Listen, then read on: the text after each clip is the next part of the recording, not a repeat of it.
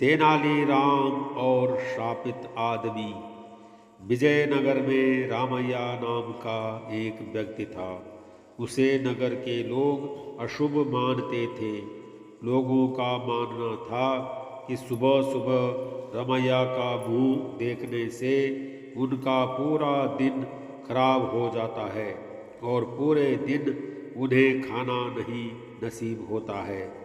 जब राजा कृष्णदेव राय को इस बात का पता चला तो उन्होंने रमैया को अपने दरबार में बुलाया और उसे दूसरे कमरे में रहने के लिए कहा। अगले दिन राजा कृष्णदेव राय दोपहर का भोजन करने के लिए जैसे ही बैठे उनकी थाली में एक मक्खी गिर गई। उन्होंने दूसरा लंच बनाने का आदेश दिया। जब तक लंच बना तब तक उनकी भूख मिट चुकी थी। राजा का मानना था कि रमैया के कारण ही उनकी भूख मिट गई है, इसलिए उन्होंने रमैया को फांसी की सजा सुना दिया। रमैया की सजा सुनकर रमैया की पत्नी बहुत दुखी हुई और तेनालीराम के पास गई। अगली सुबह सिपाही रमैया को फांसी पर चढ़ाने के लिए ले जा रहे थे।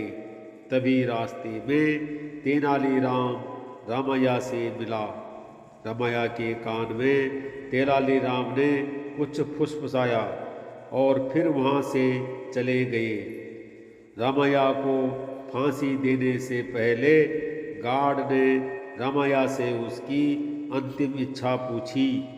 रमैया ने उत्तर दिया कि वह राजा कृष्णदेव राय को एक पत्र भेजना चाहता है।